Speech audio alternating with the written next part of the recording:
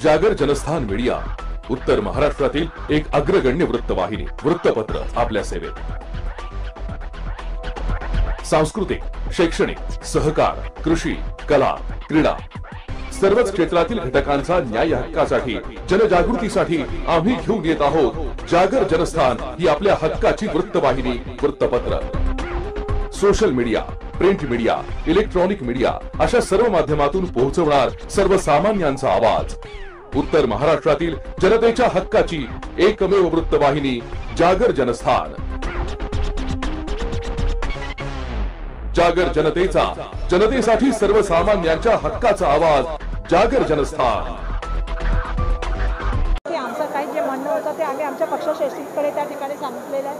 आणि ह्या डिस्ट्रिक्ट बाबतीत बोलायचं झालं तर साऊथ मुंबईच्या बाबतीमध्ये बिलकुल अरविंद सावंत साहेब हे ज्या वेळेला मोठ्या प्रमाणामध्ये पैशाचं आमिष दाखवून ईडी सीबीआय याचा वापर करून एक जबाबदार असताना सुद्धा त्यांनी पूर्णपणे पक्षाची इमानदारी ठेवून मंत्रीपद सोडलं आणि ते पक्षाबरोबर वफादार राहिले आणि म्हणून पक्षाने त्यांना त्या ठिकाणी तिकीट दिलेलं आहे उद्धव बाळासाहेब ठाकरे गटाच्या माध्यमातून। त्यामुळे ते सिटिंग MP आहेत, त्यांच्या बाबतीत दुमत असल्याचं त्यावेळी पण आमचं काही म्हणणं नव्हतं, आजही त्यांच्याबद्दल आमचं काही दुमत नाही। त्यामुळे त्यांच्या आज या मीटिंगमध्ये येऊन मला आनंद याचा वाटला की आज महाविकास आघाडीचे आणि इंडिया अलायन्सचे सगळे घटक पक्ष या ठिकाणी उपस्थित होते आणि मला असं वाटतं की या माध्यमातून एक चांगला सुरुवात झालेली आणि अबुदनगरचा विकासाचा प्रश्न असेल, जसं मी सांगितलं की मध्यमवर्गीयापासून उच्चभू वर्गापर्यंतचा हा मतदारसंघ खूप डायव्हर्सिटी या मतदारसंघामध्ये भौगोलिक, परंतु या ठिकाणी मागच्या 10 वर्षात ज्या तऱ्हेने त्यांनी काम केलेलं आहे, भाषणं केली आहे संसदेमध्ये, त्यांचं अभ्यासपूर्व भाषण आहे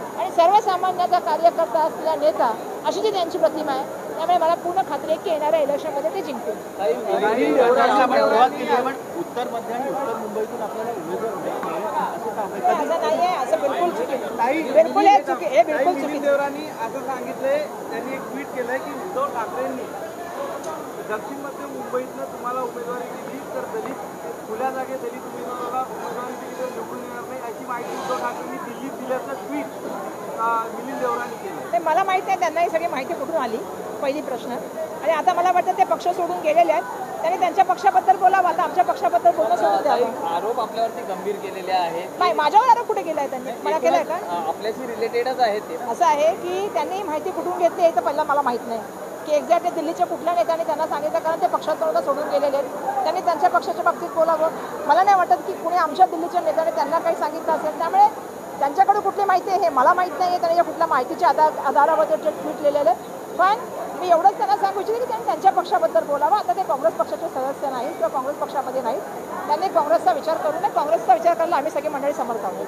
सर्वसामान्यांच्या हक्काचा आवाज, जागर जनस्थान।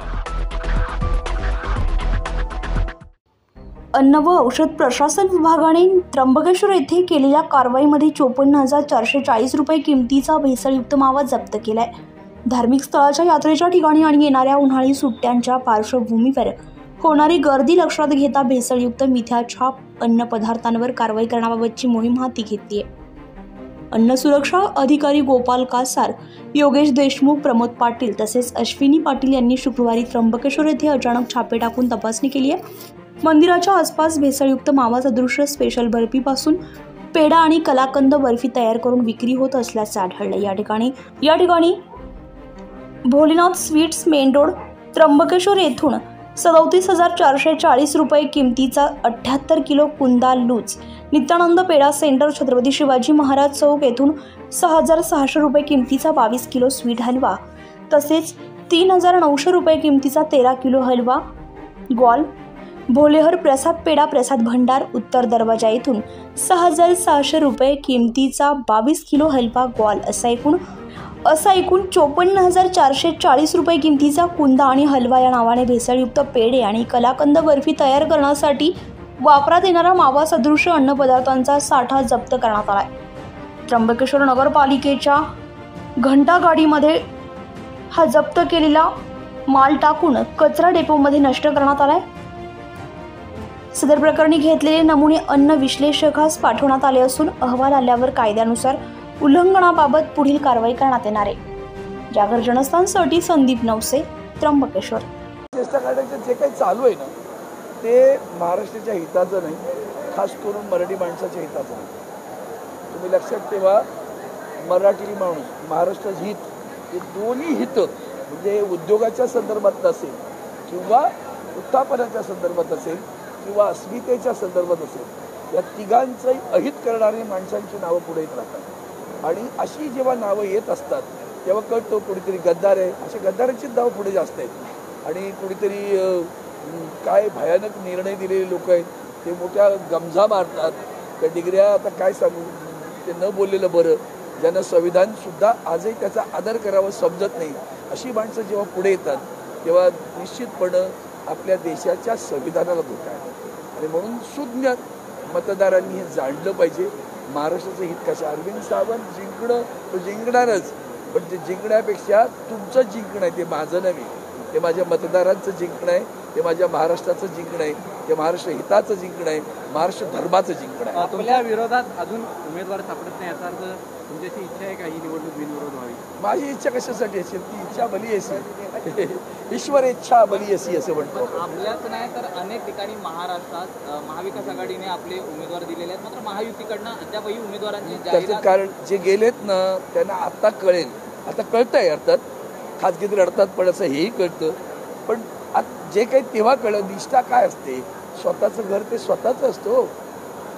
म्हणून ते आपल्याकडे त्या तिथे पलीकडे माझी या प्रियचे झोपडं आहे ना माझं, ते मला जास्त प्रिय आहे तुझ्या बंगल्यापेक्षा. त्या बंगल्यांच्या अभिशापोटी तुम्ही गेलात, त्या बंगल्यात सुख नाही बरं, माझ्या झोपडीत सुख आहे.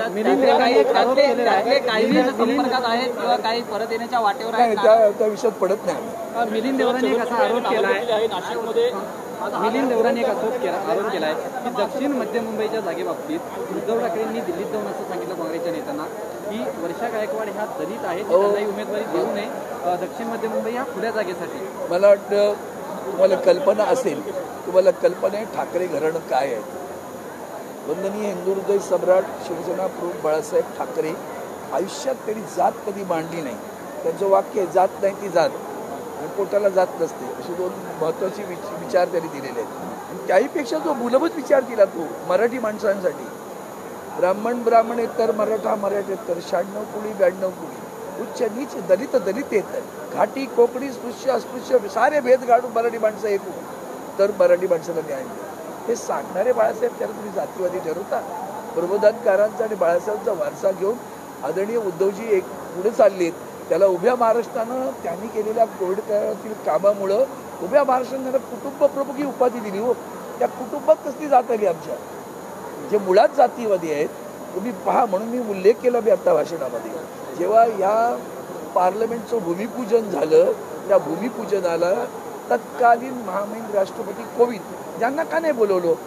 खरं तर कस्टोडियन ऑफ दी पार्लमेंट कोण असतं, तर ते अध्यक्ष असतात लोकसभेचे किंवा विधानसभे. मग लोकसभेच्या अध्यक्षांपेक्षा ह्यांच्या हातात दांडा वापरतो कोण, ते का हे तुम्ही पाहता ना, विधानसभेत असतोच ना, त्याचा अर्थ काय त्या दंडकाचा. म्हणून हे दंड घेऊन फिरत होते, याचा अर्थ तुम्हाला कळतो का. लोकशाहीला जुमानत नाही. मी राजा एक झालेला राजा अशी जी भूमिका आहे ती पाहिल्यानंतर तिथे त्यांनी कोविंदांना बोलवलं. इथं त्यांनी पुन्हा त्याच नव्या पार्लमेंटचं उद्घाटन करताना महामहिम राष्ट्रपती मुर्मूंना नाही बोलवलं. का बरं. तेव्हा हे आता बाळ जन्माला ना तिकडं गेलंय, हे बाळ इकडं होतं बरं काँग्रेस, ते तिकडं जाऊन जन्माला गेलंय, तर त्याला अजून रंग लागायचा, हळद लागली नाही अजून. हळद लागायच्या वर एवढा पिवळा झाला का रे तू, हळद लागण्याअगोदर एवढा पिवळा झाला. आणि मुर्मू सारख्या महामहिम राष्ट्रपतीचा अपमान जो पक्ष करतो त्यावर तोंड मिटून बसता. बिल्किस बानोच्या बलात्काराचा स्वागत आणि सन्मान करणारे तुमचा पक्ष आहे. तुम्ही काय महिलांबद्दल सांगता रे, आणि खाणेरडी ट्विट करता का. तुम्हाला लाज वाटली पाहिजे जनाची दिल्यानंतर राज ठाकरे हे महायुतीसाठी सभा घेणार आहेत. आज राहुल चव्हाणांनी त्यांची भेट घेतली. राज ठाकरे आपल्या विरोधात देखील सभा घेऊ शकतात. मला तर माझ्या अगोदर घेतली त्यांनी, तेव्हा त्यांनी राष्ट्रवादी अजित पवारांनी मला वाटतं या विषयावर हे बघा, तुम्ही काय करता प्रश्न विचारून कोणीतरी कोणाडत उभारलाय त्याला मैदान आणता, मला गरज नाही त्या विचारून. अजित पवारांनी पाटीलला शपथविधी केली, शरद पवारांनी अमित शहा यांच्यामध्ये 5 वेळा एका उद्योगपतींच्या त्यावर सुद्धा मला भाष्य करायचं. साहेब मोदी एकूणच या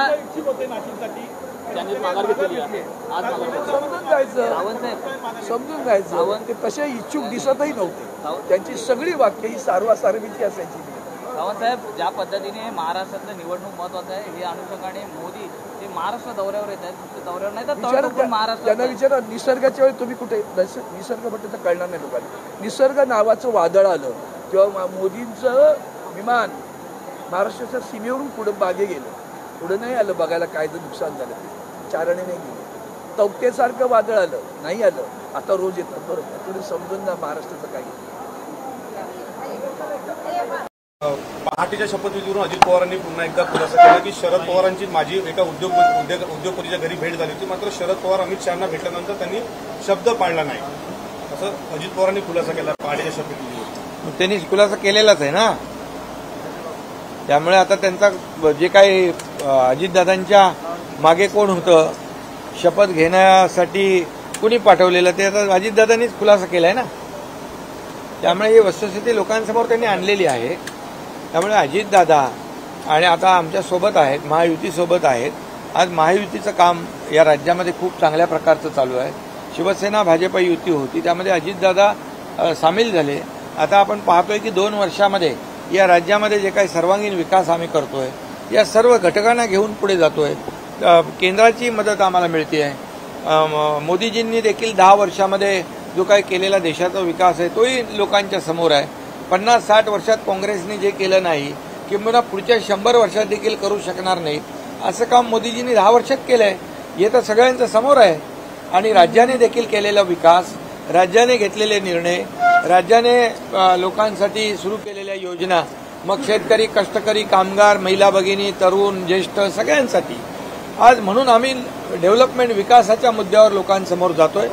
शासन आपल्या दारीसारखा लोकाभिमुख कार्यक्रम आम्ही केला, थेट जनतेमध्ये जाऊन आम्ही केलो. घरी बसून काम करत नाही आम्ही, फेसबुक लाईव्ह करत नाही, डायरेक्ट लोकांसमोर जातो, बांधावर जातो, शेतावर जातो, लोकांच्या अडचणी समजून घेतो. आणि ऐकणारं सरकार आहे आणि ऐकून निर्णय घेणारं सरकार आहे. त्यामुळे या निवडणुकीमध्ये लोक केलेल्या कामाची पोचपावती देतील. घरी बसणाऱ्यांना नाही तर रस्त्यावर उतरून, फील्डवर उतरून काम करणाऱ्या लोकांना मतदान करतील. इंडियन एक्सप्रेसला दिलेल्या आणि म्हणून आज माजी मंत्री चंद्रकांत ठाकरे, सुभाष ठाकरे साहेब, चंद्रकांत ठाकरे हे सगळे लोक का येऊन सोबत येत आहेत, याचं कारण की हे काम करणारं सरकार आहे.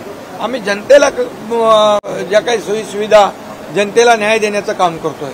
त्यामुळे काल कालच्या फेजमध्ये झालेल्या 5 लोकसभा मतदारसंघामध्ये 5च्या 5 जागा महायुतीच्या येतील. इंडियन एक्सप्रेसला दिलेल्या मुलाखतीमध्ये उद्धव ठाकरेंनी म्हटलं की देवेंद्र फडणवीसांनी शब्द दिला होता आदित्य ठाकरेंना मुख्यमंत्री बनवतील, ते स्वतः दिल्लीला जातील, मात्र त्यांनी माझ्याच माणसासमोर मला खोटं पाडलं, असं उद्धव ठाकरेंनी मुलाखती दरम्यान सांगितलंय. त्यांनी खूप मुलाखती दिलेल्या आहेत. बंद दरवाजा आड काय झालं तेही दिलं, तेही खोटं होतं. आता खोटं बोलण्याचं एक परिसीमा असते. खोटं बोला पण रेटून बोला.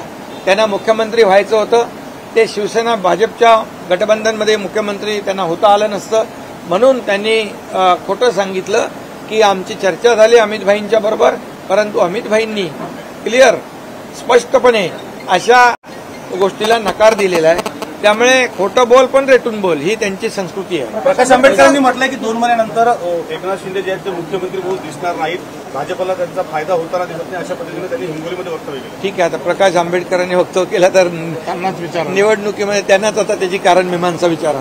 थँक्यू. नाशिक लोकसभा निवडणुकीत मंत्री छगन भुजबळ यांच्या उमेदवारीबाबत गेल्या काही दिवसांपासून मोठ्या प्रमाणात चर्चा सुरू होती. मात्र अखेर आज मंत्री छगन भुजबळ यांनी या उमेदवारी संदर्भात पडदा टाकला असून यावेळी नाशिक लोकसभा उमेदवारीतून छगन भुजबळ यांनी माघार घेतली आहे. या संदर्भात भुजबळ यांनी जाहीर पत्रकार परिषद घेत आपली माघार घोषित केली. याबाबत येवल्यातील भुजबळ संपर्क कार्यालय येथे भुजबळ समर्थकांनी एकमेकांना लाडू भरून तसेच फटाक्याच्या आतिषबाजी करून मंत्री छगन भुजबळ पुन्हा येवल्यातून उमेदवारी करतील म्हणून येवल्यात जल्लोष साजरा करण्यात आला. या प्रसंगी डॉक्टर सेलचे अध्यक्ष डॉक्टर चंद्रशेखर क्षत्रिय तसेच तालुका अध्यक्ष साहेबराव मडवई तसेच शहराध्यक्ष दीपक लोणारी, महिला शहराध्यक्ष राजश्री पैलवान, प्रवीण पैलवान आदी उपस्थित होते. आमचा राम आम्हाला परत मिळालेला आहे. आम्ही अयोध्येला गेलो होतो, लोखंडे साहेब ते सगळेच गेलो होतो, आपण सगळे गेलो होतो. जे मागणं तिथं मागितलं ते आज पूर्ण झालं. आज मन प्रसन्न झालेलं आहे आणि असाच ही विकासाची गंगा जी आहे ती अशीच वाहत राहो. येवल्यापासून साहेब बिलकुल दूर जाऊ नये अशी मी सगळ्यांना प्रेमाने विनंती करतो की आता अनापोजच साहेबांना निवडून द्यावं. आता एवढा विकास झालेला आहे.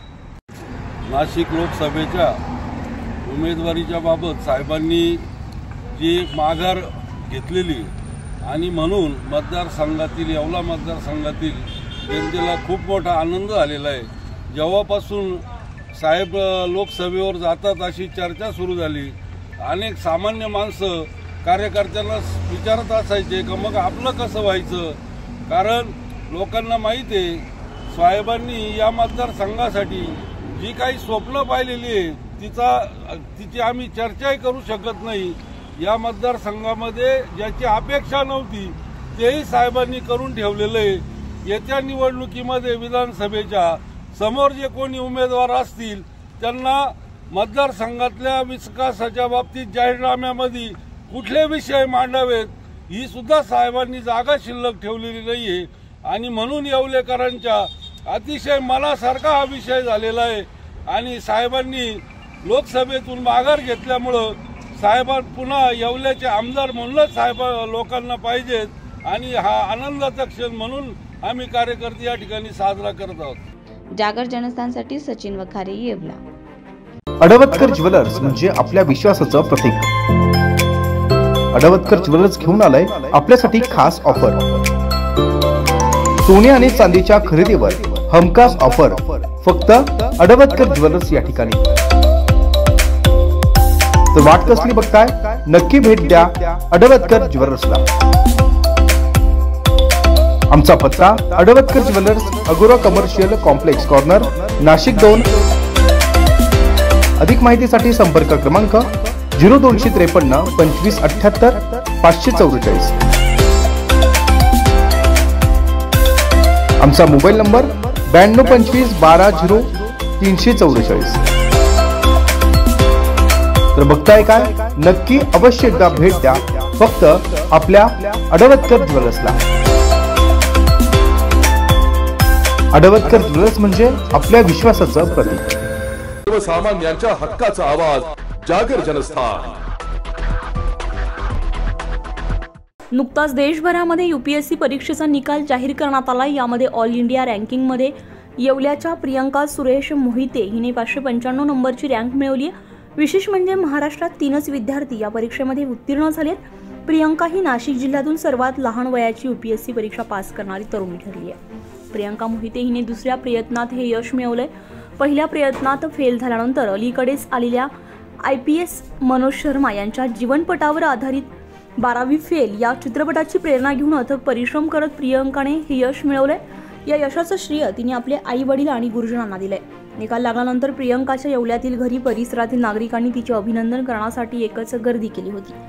यावेळी प्रियंकाशी खास बातचीत केली आमचे प्रतिनिधी सचिन वखारे यांनी. नमस्कार, मी प्रियंका सुरेश मोहिते. नुकताच जो UPSC सिव्हिल सर्व्हिसेसचा रिझल्ट डिक्लेअर झाला त्याच्यामध्ये ऑल इंडिया रँक 595 मिळवून मी IPS पदाला गवसणी घातली आहे. UPSCचा हा माझा दुसरा प्रयत्न होता आणि माझं वय 23 वर्ष आहे, तर त्यामुळे कदाचित मला जास्त अप्रिसिएशन ह्या यशाबद्दल मिळतंय.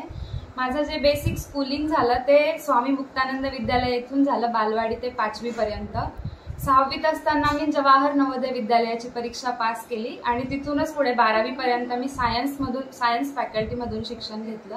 त्यानंतर ग्रॅज्युएशनसाठी मी UPSC करायचं म्हणून आर्ट्स फॅकल्टीला शिफ्ट झाले. तो माझ्यासाठी एक चॅलेंजिंग डिसिजन होता आणि एक असा टर्निंग पॉईंट किंवा वॉटरशेड मुवमेंट होता माझ्या लाईफचा. का मला तर UPSCला इनफ टाइम डिवोट करता यावा म्हणून मी तो डिसिजन घेतला आणि मग पॉलिटिकल सायन्समध्ये ग्रॅज्युएशन आणि पोस्ट ग्रॅज्युएशन केलं. मी SP कॉलेज या ठिकाणून ग्रॅज्युएशन आणि पोस्ट ग्रॅज्युएशनला सावित्रीबाई फुले पुणे विद्यापीठ येथे होते. सेट नेट JRF सुद्धा मी त्या काळामध्ये क्लिअर केलं होतं.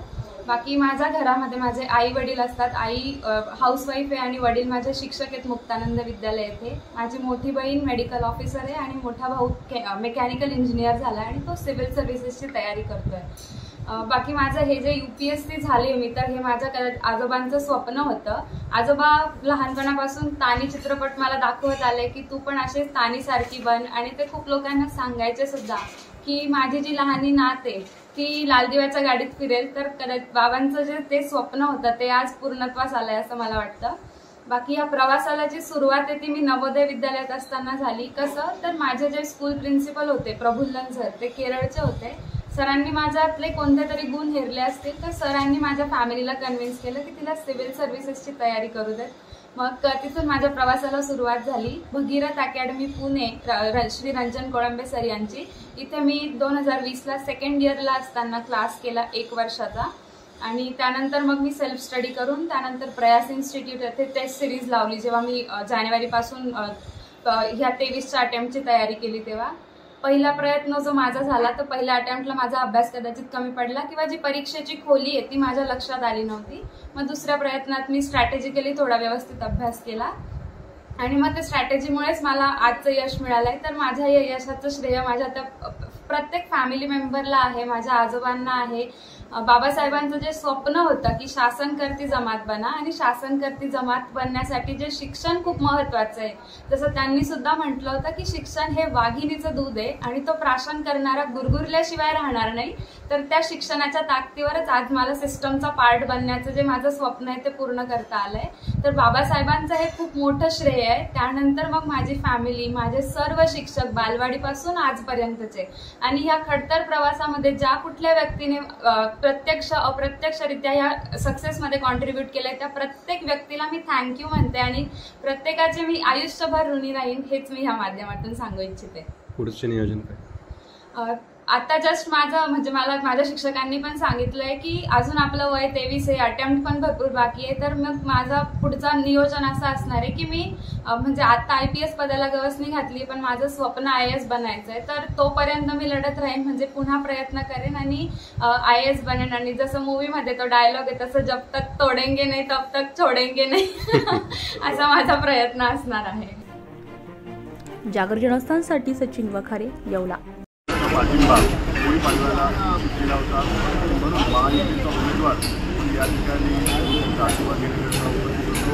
आणि आपल्या सर्वांना माहिती आहे दक्षिण मध्य लोकसभा मतदारसंघ आणि दक्षिण मध्य लोकसभा मतदारसंघामध्ये आदरणीय राजसाहेब ठाकरे यांची या ठिकाणी पार्श्व आहे. मी पण माझ्या उमेदवारांनी आणि दुसरं माझं भाग्य आहे की 18 वर्षानंतर महाराष्ट्र नवनिर्माण स्थापनेनंतर आदरणीय राजसाहेब ठाकरे महायुतीचा उमेदवार म्हणून पहिल्यांदाच 18 वर्षानंतर धनुष्यबाणावर हे पण माझं भाग्य समजतो महायुतीचा उमेदवार म्हणून.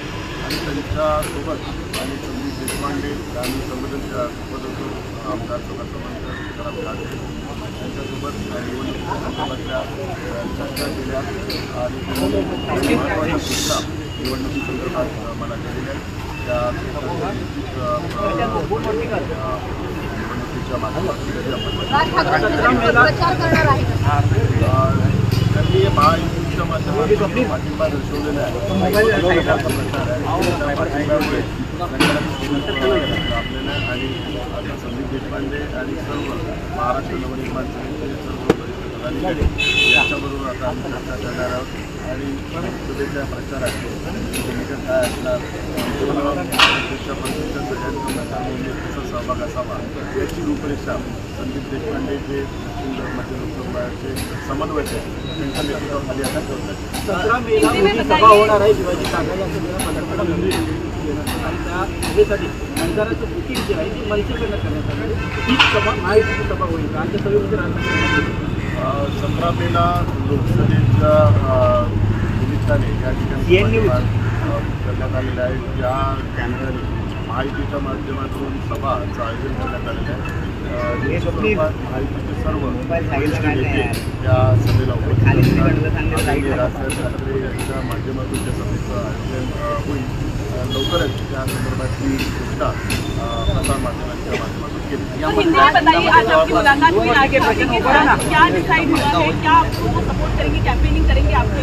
महाराष्ट्र नवनिर्माण सेनेचे अध्यक्ष आदरणीय राजसाहेब ठाकरे आया और आशीर्वाद आया आप सभी को पता है गुड़ी पाड़वा के माननीय राजसाहेब ठाकरे महायुति को और माननीय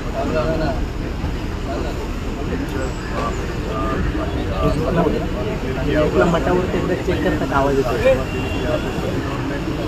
महाराष्ट्र दक्षिण मध्य साउथ इंडिया शिवतीर्थ यहाँ पे और 18 साल नवनिर्माण स्थापना के बाद 18 साल के बाद पहली बार महायुति के उम्मीदवार के नाते मुझे भविष्यवाणी से वोटिंग करने वाले भाग्यशाली है। और महायुति ने मंत्री का साथ देने की वजह से महायुति काफी है। और दक्षिण मध्य इस चुनाव क्षेत्र में मंत्री की पदयात्रा मंत्री के कार्यकर्ता और राज साहब ठाकरे के समर्थक यहाँ पर भारी संख्या में, तो उनका भी समर्थन मुझे मिलने की वजह से मुझे हमारी भी ताकत बढ़ी है और भविष्य में उनका साथ देगा। मुंबई आउटसाइडर कॉन्स्टिट्यूंसी के लिए अरविंद सिंह ने कल किसी ने पूछा कि शायद आप आउटसाइडर हैं, तो उनको एक्सप्लेनेशन देना पड़ा कि वो आउटसाइडर है मुंबई साउथ। आप सभी को पता है जो चुनाव लड़ते हैं चुनाव क्षेत्र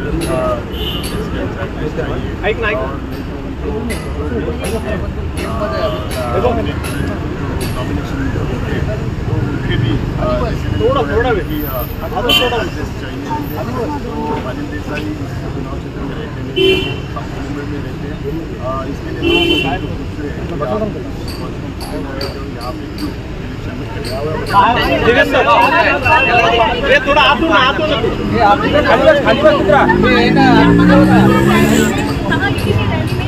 अरे पूर्ण फ्रेम मध्ये बस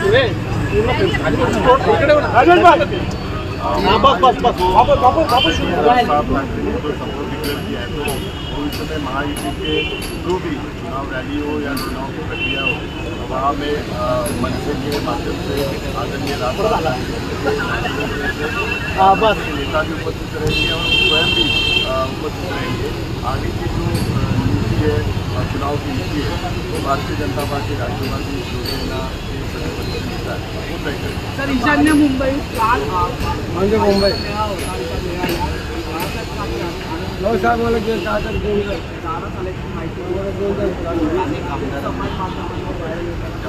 परत आला नाही काल झाला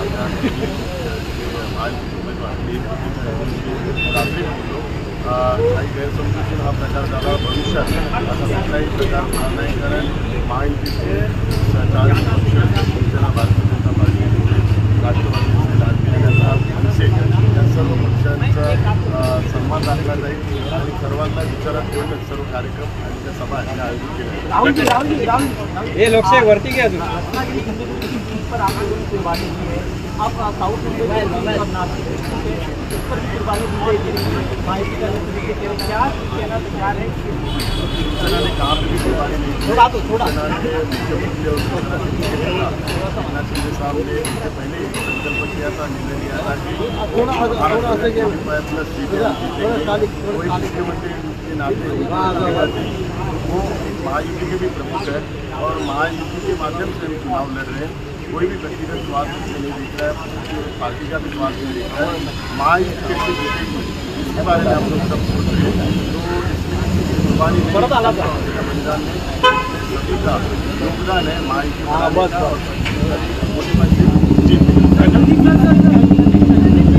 सर्वसामान्यांच्या हक्काचा आवाज जागर जनस्थान। श्रीरामनवमी झाल्यानंतर 2 दिवसांनी नाशिक शहरात श्रीराम रथोत्सवाची शेकडो वर्षांची परंपरा असते। संपूर्ण नाशिककर या सोहळ्यात उपस्थित असतात। श्रीराम स्वतः या उत्सवात सहभागी असतात अशी सर्वांची श्रद्धा आहे। त्यामुळे या ऐतिहासिक रथोत्सवाची सर्वांनाच उत्सुकता असते। नाशिकमध्ये श्रीरामाचा रथोत्सव मोठ्या आनंदात चैतन्यपूर्व म्हणून साजरा केला जातो। चैत्र शुक्ल एकादशीला हा उत्सव असतो। संध्याकाळी 5च्या दरम्यान या उत्सवाला सुरुवात होते। या उत्सवात 2 रथ सहभागी होतात, त्यामध्ये एक श्रीरामाचा तर दुसरा रथ गरुडाचा मानला जातो। श्रीरामाच्या रथात स्वतः प्रभू श्री रामचंद्र तर गरुडाच्या रथात श्री हनुमान विराजमान असतात अशी आख्यायिका आहे। संपूर्ण नाशिक शहरात ही रथयात्रा काढली जाते। पुढे श्री हनुमानाचा रथ आणि मागे श्रीरामाचा रथ असतो। ही परंपरा जवळपास 1760 सालापासून सुरू असल्याची माहिती आहे। या रथ उत्सवाचे संपूर्ण नियोजन रास्ते आखाडा तालीम संघाकडे असते। त्याचबरोबर रथाचं नियंत्रण हे दीक्षित कुटुंबाकडे असते। रथ ओढण्याचा मान रास्ते तालीम संघ आणि अहिल्याराम व्यायामशाळेच्या बल उपासकांचा आहे. त्यासाठी ते रोज व्यायाम करून तयारी करतात. रामकुंडावर हा रथ आल्यानंतर गोदावरीच्या पवित्र जलाने श्रीराम आणि श्री हनुमानाला स्नान घातलं जातं. त्यानंतर संपूर्ण शहरात मिरवणूक काढून शेवटी श्री कारा मंदिराच्या समोर येऊन महाआरती करून या श्रीराम रथोत्सवाची सांगता होते. आज म्हणजे शुक्रवारी 19 एप्रिल रोजी संध्याकाळी 5 वाजता या रथोत्सवाला सुरुवात होईल. या कार्यक्रमाला मोठ्या संख्येने भाविक उपस्थित राहतील. त्याचबरोबर ते रथांवर फुलांचा वर्षाव करतील. जागर जनस्थानसाठी अश्विनी राठोडसह ब्युरो रिपोर्ट नाशिक. भाजीपाला विक्रेत्यांचे मनपाच्या प्रवेशद्वारावर आंदोलन. अतिक्रमण विभागाकडून कारवाई होत असल्यामुळे भाजीपाला विक्रेते आक्रमक. मनपाच्या प्रवेशद्वारावर भाजीपाला विक्री सुरू करत आंदोलन. भाजीपाला विक्रेत्यांकडून जोरदार घोषणाबाजी. मनपाच्या प्रवेशद्वारावर पोलीसही पोहोचलेत. भाजीपाला विक्रेते अचानक आक्रमक होऊन मनपावर धडकल्यामुळे सुरक्षा रक्षकांची एकच पळापळ. परिस्थिती नियंत्रणात आणत आंदोलकांसोबत मनपा अधिकाऱ्यांची चर्चा सुरू. हे आंदोलन आहे ना, जे भाजी विक्रेते त्यांना त्यांच्या हक्काच्या भाजी विक्रीसाठी त्यांना जागा मिळाली पाहिजे याच्यासाठी आंदोलन आहे. रोजच नाशिक महानगरपालिकेचे अतिक्रमणाचे अधिकारी कर्मचारी संध्याकाळी 5-6 वाजता भाजीपाला उचलून नेतात. आमचे भाजी विक्री संध्याकाळी 5 वाजेनंतरच दुकान लावतात. त्यांना 3 तास धंदा करायचो तर त्रास झालेला. काही लोक तर नाही का जीव पावलेले या टेन्शन पाहिजे. हा आकाश टावर आहे, शिवाजी आहे, गंगापूर रोड आहे, कोणार्क जत्रा हॉटेल आहे, आपलं शॉपिंग आहे शिवाजी चौकातलं. असं पूर्ण नाशिक शहरात हाच निम स्टँड जवळचा प्रकार आहे. रस्त्यावर बसतात. जसं ड्रीम कॅसल कडून मखमालाबादकडे राहतो त्या रस्त्यावर भाजीपालेवाले रस्त्यावर बसतात. त्यांना हक्काच्या जागा मिळाल्या.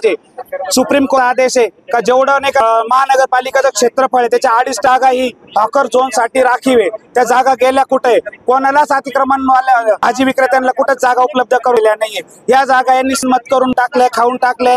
आम्हाला तर भाजीपाला विकण्याची वेळ आणि का कोणाच तरी सांगण्याहून कारवाई करतात आणि रोज आम्हाला त्रास आहे हा अतिक्रमण विभागाचा. मागण्या नाही झाल्या तर आम्ही येऊन देऊन टाकू. आम्ही इथून उठणारच नाही. आमच्या भाजीवाल्यांना जोपर्यंत हक्काची जागा आणि नाही का भाजी विक्रेत्यांवर आत्महत्याची कारवाई थांबणार नाही तोपर्यंत आम्ही इथून नाही.